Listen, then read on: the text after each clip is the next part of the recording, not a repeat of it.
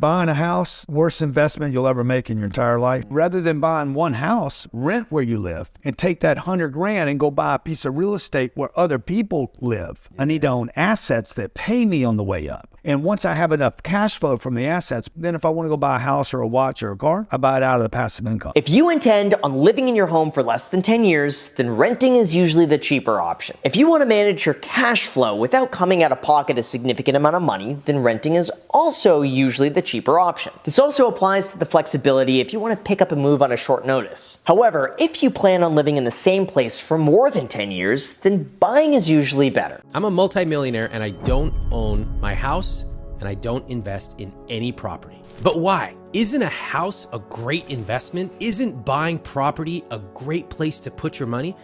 And surely it's better than throwing your money away on rent, right?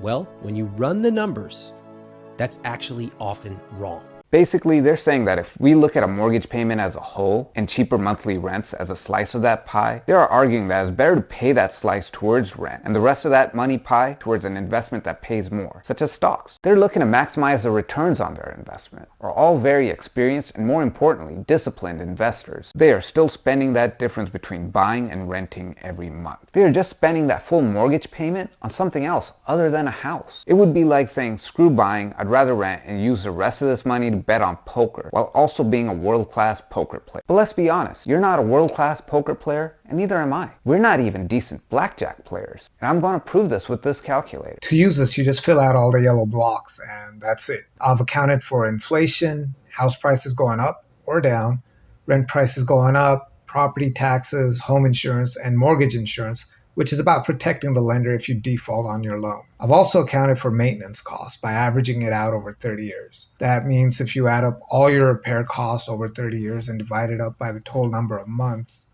you can expect your maintenance costs to be about 10% of your monthly bill, not counting mortgage insurance. In reality, it may be more, it may be less, but it's a decent starting point. Last but not least, I've also included closing costs as 2% of sales price and realtor commissions as 3% of sales price. Usually, the seller pays the agent commissions, but I'm trying to make the strongest argument against buying. The stronger the argument against buying, when you see that buying is still better, it makes it hard to argue against it. Now to fill in basic economic conditions. For inflation, I'm using 2% because even though it's been higher, especially in recent history, official government estimates put it at about 2% per year over the long term. So that's what we'll use. For appreciation in LA, appreciation is somewhere between 6 to 11%. But nationally, it's about 4%. I'm going to put down 5% because I'm in LA, but you can and should use a conservative number that applies to where you're looking to live. Property taxes in LA are 1.25 of the home sales price, and mortgage insurance is about 0.5% to 0.8%, so that's what we'll use. I also suggest doing an apples to apples comparison. So no buying a 4-bedroom, 4-bathroom house and comparing it to a studio apartment for rent.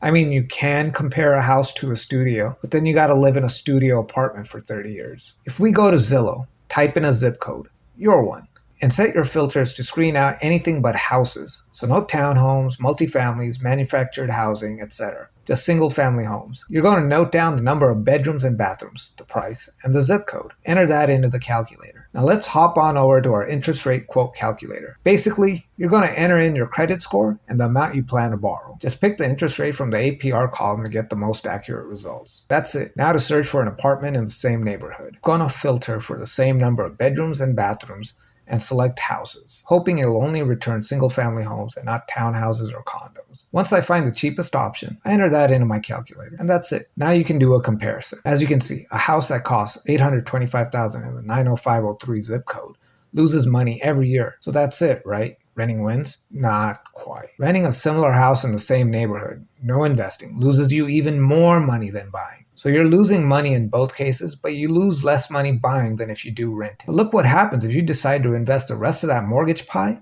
into the stock market. Except at the end of the first year, if you choose to rent plus invest, you're losing more money than you would if you choose to buy. And even worse, at the end of the 30th year, when your final mortgage payment would have been paid off, you actually end up at a loss if you chose to rent and invest. Now, to be fair, this is because I've set stock prices to go up at a rate of 7.5%, which is the average rate the S&P 500 has gone up for the past 30 years, when adjusted for inflation. If I look at the average for 5 years, or don't factor in inflation, the average is close to 10%. And you can see if we use 10% as a rate, the stock market goes up every year, you get very different results. When you rent and invest with the predicted 10% yearly return on your stocks, you're still losing more money than buying a place up until about the 20th year. At the end of the 30th year, you actually make twice as much as you would have if you buy a place. But you had to wait until the 30th year to see any benefits from renting and investing. Any short-term benefits from renting and investing never existed. You lose less money if you buy. That small difference can go towards vacation, retirement, healthcare. Bunch of hookers and cocaine. Bruh,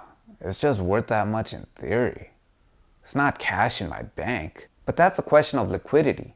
Liquidity just means how fast can you turn dollar signs into something you can actually spend. Let's say you got a baseball card worth $500. We all understand that not everyone cares for baseball cards, so you can't exactly walk into a grocery store or doctor's office and offer that card as payment. But you and I know that there are people out there willing to pay $500 for that card. So how do you turn that card into actual money that you can spend? Yeah, you can sell it. But let's say you don't want to sell. Maybe you just need access to that money. And not all of that money, maybe just $100, and that card is the only thing of value that you have. With the baseball card, you could take it to a pawn shop. They'd give you $200 and 30 days to pay it back. Yeah, the card is worth more than $200, and you might try to negotiate it a bit and get it up to $250. But even if the dealer is hard, that $200 is still more than the current $0 bills that you have in your hand. It's more than enough for your purposes because you only needed $100.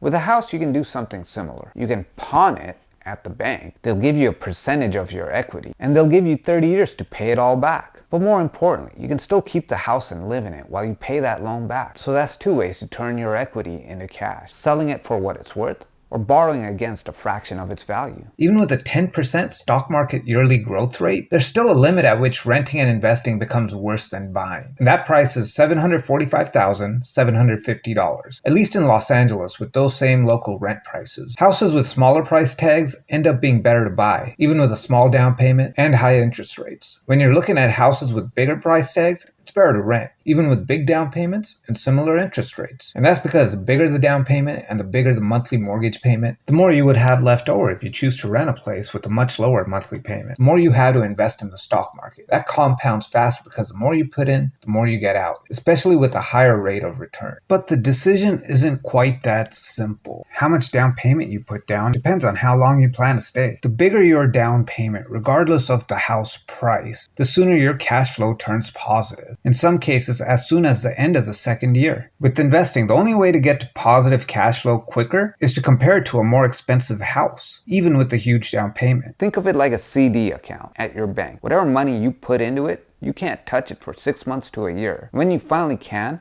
there's actually more money inside it than what you originally put in. But they still have a minimum amount of money that they require you to put in. Because of that, some people just can't put their money in them. On the other hand, some people have so much money that they have access to better accounts with higher returns. So a CD account isn't really all that appealing to them. Then there's people in the middle. People who have enough to get access to that CD account, but lack the funds to access everything else. Or even if they did have the funds, they lack knowledge about everything else. And that's you, because you don't know how to read financials of a publicly traded or privately owned company. And you also don't have a crystal ball telling you which company is going to blow up and which company is going to blow up. That CD account is your house. Because while it doesn't provide as much return as something more sophisticated, it still provides a solid and stable return. And that minimum amount required to open that CD account is your down payment. And you don't get that when you rent. And if you're an investor in a market where the S&P is averaging 10% returns, all you got to do is put down 20% on a house that costs $745,000, $750,000 or less. And you're already making more money than you would if you were to invest in the stock market.